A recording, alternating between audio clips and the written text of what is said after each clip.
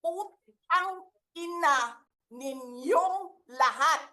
Martin Romualdez, Lisa Marcos, Bongbong Marcos.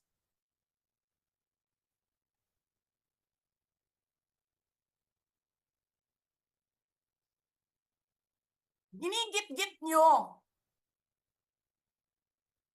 yung mga tao ko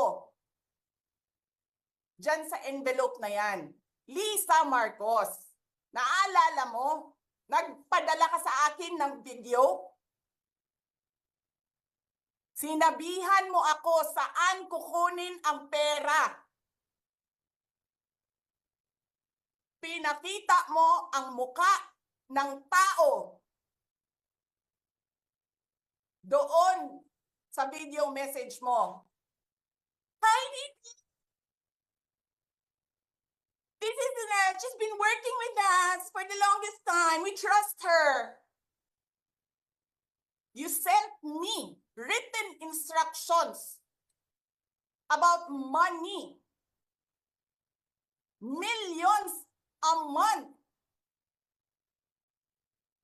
Anong nakalagay doon sa envelope?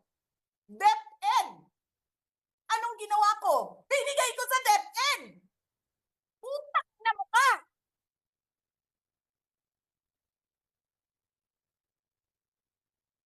Wala ka ngang posisyon sa gobyerno, namimigay ka ng pera ng gobyerno eh.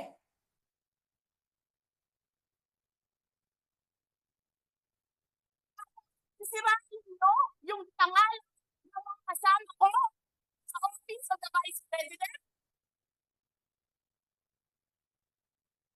Sasabihin nyo sa mga tao, nakaw yan, confidential funds yan. Niwala nga kayong isang proof na confidential funds yan. Naniwala lang kayo sa isang babae na ang pangalan ay Gloria Mercado na nagsabi confidential funds yan, na hindi nyo nga nilabas, na wala pang confidential funds, meron ng white envelope. Kasi 2022 pa lang, tangina mo ka, may utos na ng pera sa DepEd. Tapos kami yung nagsisinungaling? Nagpipigil ako eh. Kasi gusto ko lang magtrabaho. Gusto ko lang tapusin nyo na yung ng show ninyo dyan sa House of Representatives para makabalik na kami sa trabaho namin.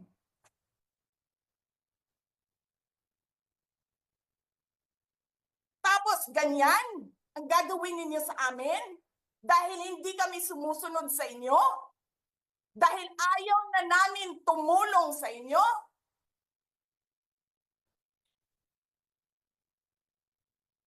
Ganito gagawin ninyo?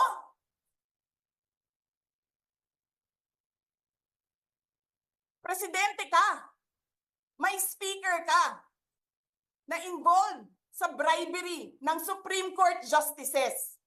May video, may kaso, may witnesses. Hindi mo tinanggal yung speaker mo. Pinabayaan mo siya abusuhin ang pera ng bayan. Paikot-ikot sa buong bansa, namimigay ng pera na para bang kanya yung pera.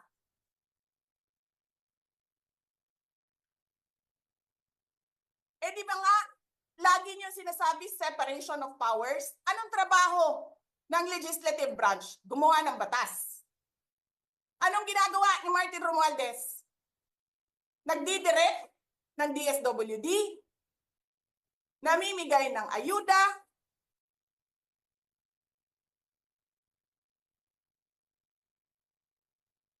nagsasabi kung anong bibigay, anong ibibigay, anong gagawin, sino ba ang presidente dito?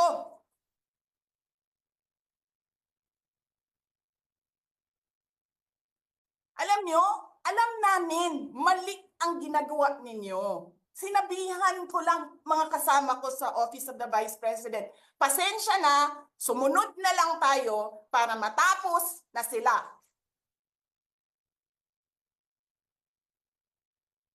Tapos ganito, ang gagawin ninyo?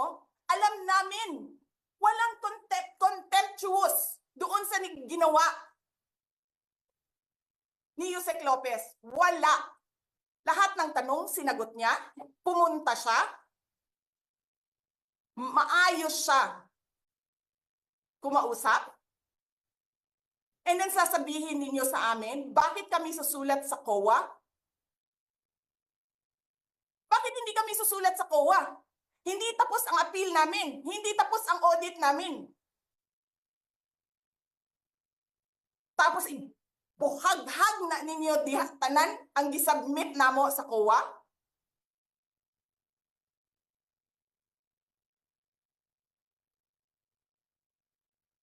Tama ba yun? I have a video